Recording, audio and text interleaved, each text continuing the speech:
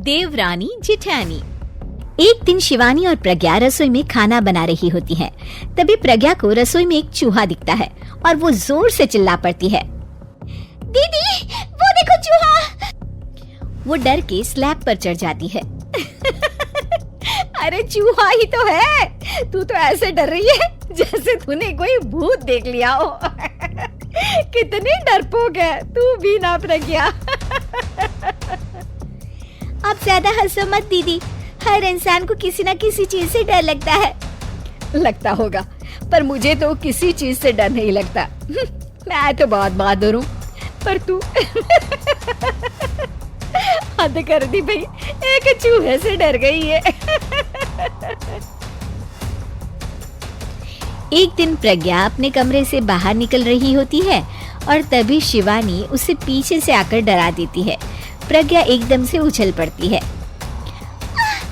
दीदी ऐसे भी कोई मजाक करता है क्या? अरे जरा अपनी शक्ल तो देख, एकदम बैंगन की तरह नीली पड़ गई है। अरे मेरी देवरानी इतनी बड़ी डरपोक है, मुझे तो पता ही नहीं था। आप ऐसे चौंकाओगे तो कोई भी डरेगा ना?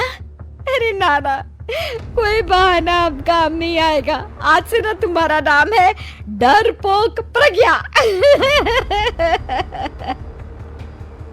शिवानी प्रज्ञा का मजाक उड़ाकर चली जाती है।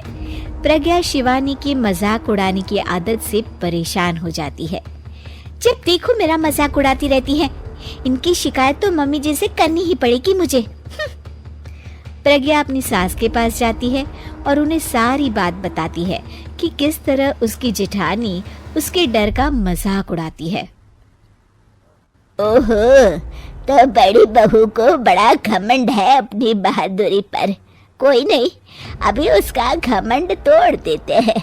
मेरे पास एक तरकीब है छोटी बहू, एक काम कर तू।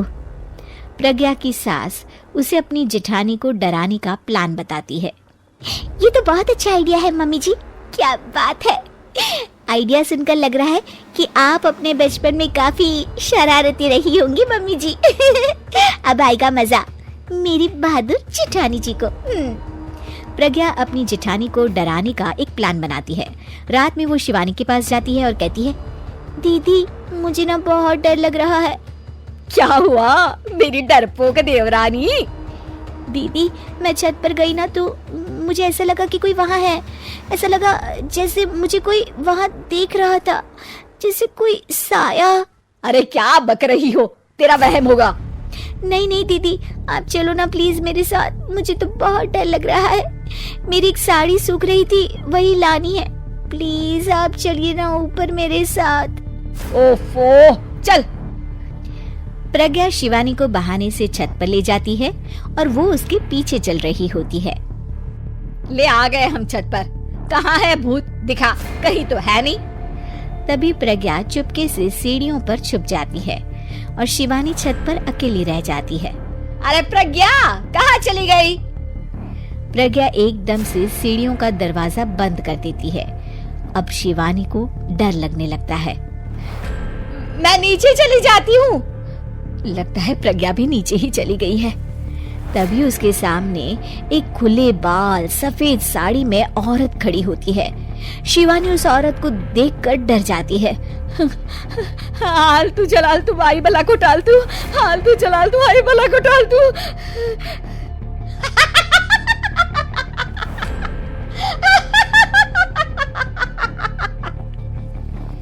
चुड़ैल की हंसी सुनकर शिवानी बुरी तरह डर जाती है।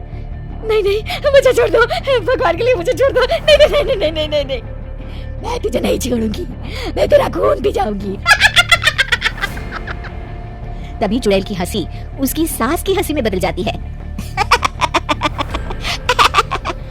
मम्मी जी, ये तो मम्मी जी की आवाज है। शिवानी आंख खोलती है तो सामने उसकी सास चुड़ैल का मेकअप करती खड़ी होती है और प्रज्ञा और उसकी सास जोर जोर से हंस रहे होते हैं। क्यों मेरी बहादुर जेठानी जी, आप तो कहती थी कि आप किसी से नहीं डरती। ये तुमने अच्छा नहीं किया प्रज्ञा। सासू माँ, आप भी इसके साथ मिलकर। और नहीं तो क्या बहू, तुम अब मेरी छोटी बहू का ऐसे मजाक बनाओगी तो मुझे तो चुड़ैल बनना ही पड़ेगा ना।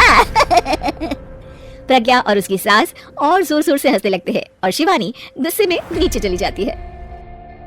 दोस्तों, अगर आपको हमारा वीडियो पसंद आया हो तो कृपया इसे लाइक करें, हमारे चैनल को सब्सक्राइब करें और बेल आइकन दबाना ना भूलें ताकि आपको हमारी नई वीडियोस की ताज़ा जानकारी मिलती रहे। आपका समर्थन हमारे लिए बेहद खास है और इससे हमें और भी बेहतर कंटेंट लाने की प्रेरणा मिलती है। इस तरह से आपका संदेश और भी प्रभावशाली होगा।